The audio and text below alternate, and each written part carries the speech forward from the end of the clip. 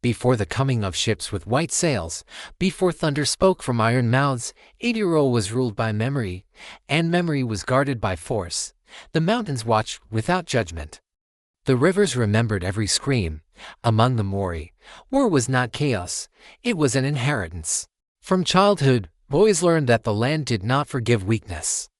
A stumble on loose stone could break bones. A careless step near water could pull a body under and never return it. Survival was not taught gently. It was absorbed through pain, through observation, through silence. They watched the warriors, men marked by scars that told stories no one laughed about. Men who moved slowly when they did not need to move fast. Men whose eyes never rested. A true warrior did not shout. He did not rush. Anger was a crack in the armor, and cracks were where death entered. Training hard in the body long before it sharpened the mind. Games were traps disguised as play. Balance was tested until legs burned and collapsed. Wrestling matches ended with bruises that went unspoken. Falls were practiced again and again until the ground stopped being an enemy. Breath was controlled under strain, under fear, under exhaustion, because in combat, breath was life. And panic was a killer.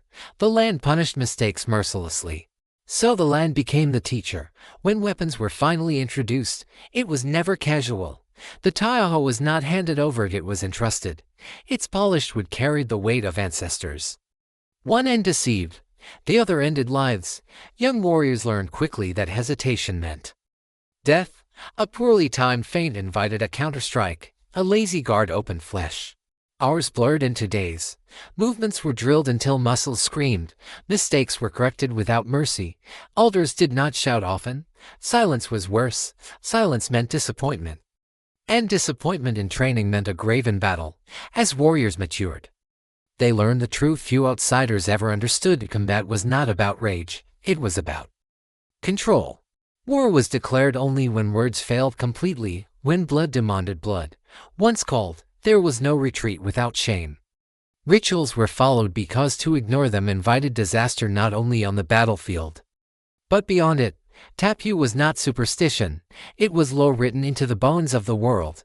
Before battle, warriors sat in stillness so deep it felt unnatural. Karakia were whispered, not begging for survival, but for clarity. Fear was acknowledged, then crushed. Faces were carved with intent. Muscles tightened. Each man knew this truth clearly. Some would not walk home. Then the Haka broke the silence. Feet slammed into the earth like drums of war. Voices tore the air apart, not wild, but disciplined, perfectly timed, perfectly violent. Eyes widened, tongues thrust forward, bodies expanded into something larger than flesh. The Haka was not for the enemy alone. It burned fear out of the chest. It reminded each warrior that he was not alone. When the lines collided, the world shrank. Spears flew first, fast and merciless. Some struck shields, others struck bodies. Men fell before they ever reached the enemy. Screams came early, sharp, sudden, and finished. Then distance vanished. The air filled with breath and blood. Taiaha cracked against bone. Mirror smashed skulls with sickening finality. Wood split flesh. Flesh split open. There was no elegance now, only speed, instinct, and survival. Hand-to-hand combat was brutal and unforgiving. There was no room to think, only to react. A warrior stepped inside a strike and felt ribs collapse beneath his knee. Another was hooked, dragged forward, and crushed before he hit the ground. Bodies collided hard enough to steal breath. Elbows split faces, teeth shattered.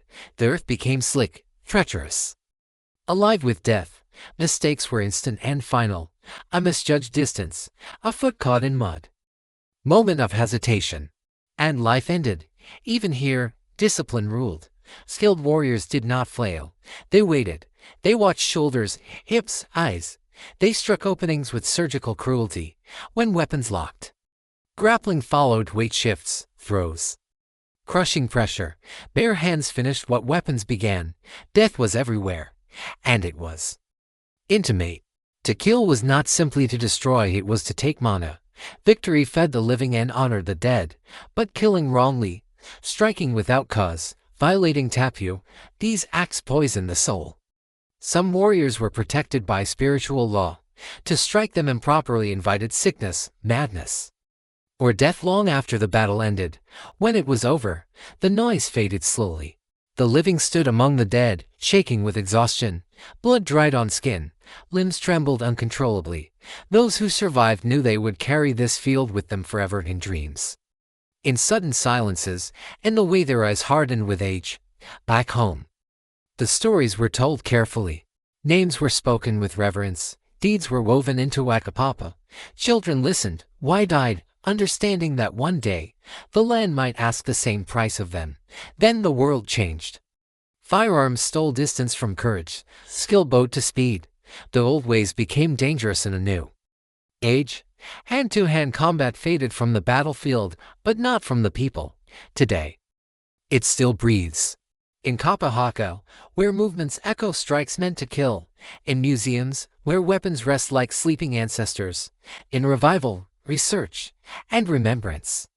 Maori hand-to-hand combat was never about savagery. It was about standing when retreat meant erasure, about fighting when silence meant surrender, about aligning body, mind, and spirit so completely that fear had nowhere to hide. The battles ended. The lessons did not. Strength without discipline is death. Courage without purpose is hollow.